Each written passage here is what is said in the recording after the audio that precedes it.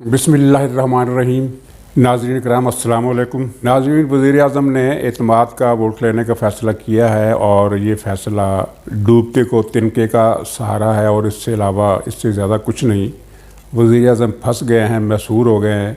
अब उनके बचने का कोई रास्ता बज़ाहिर नज़र नहीं आ रहा और वो मामलात मसलसल उलझते जाएंगे, जबकि पीडीएम के सारे प्लान अपनी जगह मुकम्मल हैं। इस पर मैं छोटी सी बात करूंगा, लेकिन बाद में पहले मैं उस तकरीर पर कुछ बात करना चाहता हूं जो वज़ीर-ए-आज़म ने तकरीबन रोते हुए की है।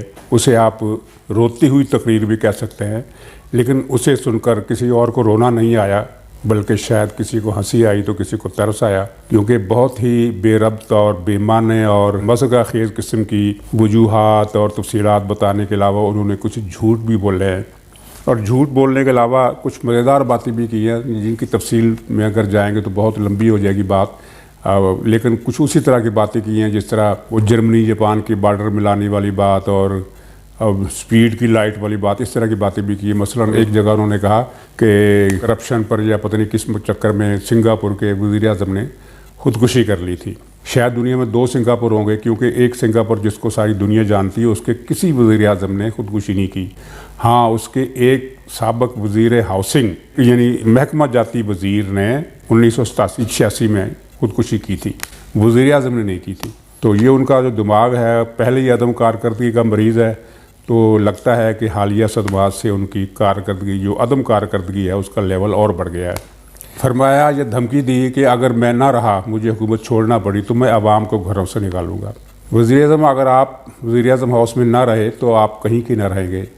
आप अवाम को क्या निकालेंगे? आप तो जेल में जाएंगे, आप पर 100 तरह के मुकदमात बनेंगे और 1-2 मुकदमात नहीं, 100 तरह के मुकदमात, क्योंकि आपने जो कुछ किया है, जो जराइम आपसे मंसूब हैं, वो अगर साबिक़ा अदवार के 50 बरसों के जराइम से मुवाजना किया जाए तो ये आपके जराइम भारी हैं। मसलन आपके दौर में और आपकी वजह से और आपके हुक्म पर चीनी, आटे, दवाओं, गैस और बिजली के मद में 15,000 अरब रुपए की डकैती मारी गई है। इस डकैती का हिसाब आपसे कौन लेगा? और क्या आप ये वाकई समझते हैं कि इस डकैती का हिसाब दिए बगैर लंदन चले जाएंगे? और आवाम को सड़कों पर लाने की धमकी आपने शायद किसी इदारों की दी है जो सूरत हाल आपके ख्याल में नहीं समझते, वरना आवाम तो अपने हाथों में पत्थर लिए आपका इंतज़ार कर रहे होंगे। ये आप अच्छी तरह जानते हैं। आपने उनके साथ जो किया है, जिस तरह अपनी मईशत बर्बाद की है, जिस तरह आपने लाखों लोगों से उनके घरों की छत छीनी है, उनके घर गिरा दिए हैं, और आपने सबसे पहले हुकूमत में आते ही यही काम किया था कि गरीबों के घर गिराए थे। उसके बाद आपने बिजली महंगी की, लोगों को बेरोज़गार करना शुरू किया, लोगों से 2 वक्त का खाना छीन लिया। तो क्या ख्याल है कि ये लोग आपका इस्तकबाल करेंगे? आप सड़कों पर आने का सोचिए भी मत। आपके जो फ़र्द जुर्म है जो आप पर लगेगी, उसमें और भी बहुत सारे मामला हैं। कश्मीर का सौदा भी उसमें शामिल है, कश्मीरियों को धोखा देना भी शामिल है। आपके वज़ीरों ने अब अली गिलानी पर सब व शतम की मुहिम शुरू कर दी है। हालांकि अली गिलानी ने सिर्फ ये याद कराया था कि आपने तो कश्मीर को कश्मीर की आज़ादी के लिए मदद देने का वादा किया था, ना कि सौदेबाजी का। तो ये आपकी उस बात का भी जवाब है। आपने कहा कि मुझ पर कौन सा मुकदमा है? मुकदमे तो आप पर हैं, लेकिन आप चूँकि लाडे रहे, एहसानुल्लाह एहसान की तरह, उज़ैर बलोच की तरह, फैसल वावडा की तरह और रावनवार की तरह, इसलिए आप पर जो मुकदमे बने हुए हैं वो चल नहीं रहे। मसलन आप पर फॉरेन फंडिंग केस का मुकदमा नहीं चल रहा, बनी गाला में जो अपनी बेज़ाब्तगी की और जालसाजी की उसका मुकदमा नहीं चल रहा, BRTB का मुकदमा नहीं चल रहा और बिलियन ट्री सुनामी का मुकदमा नहीं चल रहा। लेकिन जब आप एक मरतबा हुकूमत से अलग होंगे और मुल्क में निज़ाम बदलेगा तो आप पर ये सारे मुकदमे चलेंगे। और इनके अलावा भी जो मैंने तफसील बताई है, वो सारे मुकदमात आपका इंतज़ार कर रहे हैं। आप ज़रा बाहर तशरीफ़ लाइए, फिर आपको पता चलेगा कि मुकदमे क्या होते हैं। और जब कोई आदमी अपने लाडलेपन के स्टेटस से महरूम होता है तो फिर उस पर क्या गुजरती है।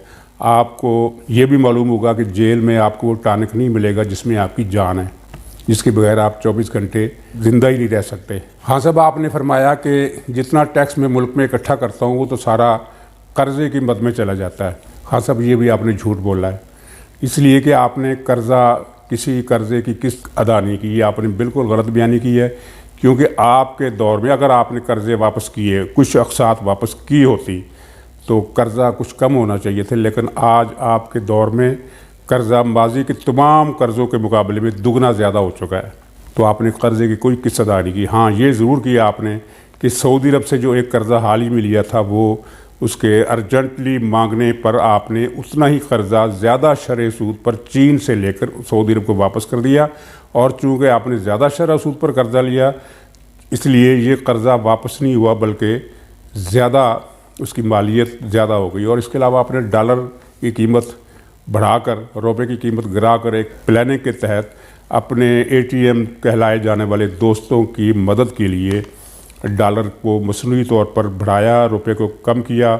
उसके नतीजे में कर्ज़ों की मालियत जो है वो 50% बढ़ गई खुद ब खुद। यानी एक तरफ तो आपने दुगने कर्ज़े लिए और फिर डॉलर के साथ ये खिलवाड़ करके रुपये के साथ आपने उन कर्ज़ों की मालियत और भी ज़्यादा बढ़ा दी। और शायद इसी वजह से कि आप ये समझते हैं कि आप पर कोई मुकदमा नहीं है, तो आपने ये भी फरमा दिया कि ठीक है, अगर मैं नाअहल हूँ, नालायक हूँ, तो हाथ खड़े कर दें कौमी असम्बली में, मैं चला जाऊँगा। तो खान साहब, ये मामला इतना सादा नहीं है। मामला नालायकी और नाअहली का नहीं है, मामला बेअंदाज़ा करप्शन का है, बेपनाह लूट मार का है, जो आपकी पार्टी ने इस मुल्क में 2.5 बरस के दौरान की है। तो इस लूट मार का हिसाब आपको भी देना पड़ेगा और आपकी पार्टी के लोगों को भी देना पड़ेगा, सिवाय इसके कि कुछ आपके सहूलतकार आपको मुल्क से भगा देने में कामयाब हो जाए। तो सड़कों की बात तो खान साहब ख़त्म कर दीजिए। तो नाज़रीन, ये तो खिताब मुख्तसर था खान साहब के बारे में, और इस पर अगर बात की जाती तफसील के साथ जिस तरह उन्होंने खिताब फरमाया है, तो वो तो फिर बहस ख़त्म नहीं होगी। मसलन उन्होंने एक बात ये भी की कि हमारे अरकान को अरबों रुपए, करोड़ों रुपए देकर ख़रीदा गया। तो नाज़रीन, इन्हीं अरकान से खान साहब एतमाद का वोट लेना चाह रहे हैं। एतमाद का वोट लेंगे इसलिए कि बाद में उनके खिलाफ कार्रवाई की जाए। ज़ाहिर है, कौन है जो इस सूरत में वोट देगा कि मैं इन्हें वोट दूँ और ये दोबारा वज़ीर-ए-आज़म बनकर मुस्तकम होकर मुझे पकड़ें। ज़ाहिर है, पकड़ने का कोई इरादा नहीं है, बल्कि उनको जिन्होंने इनके बकौल करोड़ों रुपए लेकर अपना ज़मीर बेचा है, उनसे ये अपील कर रहे हैं कि वो आकर मुझे वोट दें, एतमाद का वोट दें और मुझे मेरी डूबती हुई कुर्सी को संभालना दें। तो नाज़रीन, ये कुर्सी संभलती नज़र नहीं आ रही है। एतमाद का वोट लेने में हो सकता है वो नाकाम हो जाए, जिसका इम्कान है, कुछ लोग ज़ाहिर कर रहे हैं। लेकिन अगर जिस तरह के शेख रशीद ने भी खदशा ज़ाहिर किया है कि अगर एतमाद का वोट ना ले सके तो हफ्ते के रोज़ हमारी हुकूमत ख़त्म हो जाएगी। लेकिन ज़्यादा इम्कान जो ज़ाहिर किया जा रहा है, ज़्यादा इम्कान वो ये है कि वो एतमाद का वोट ले लेंगे।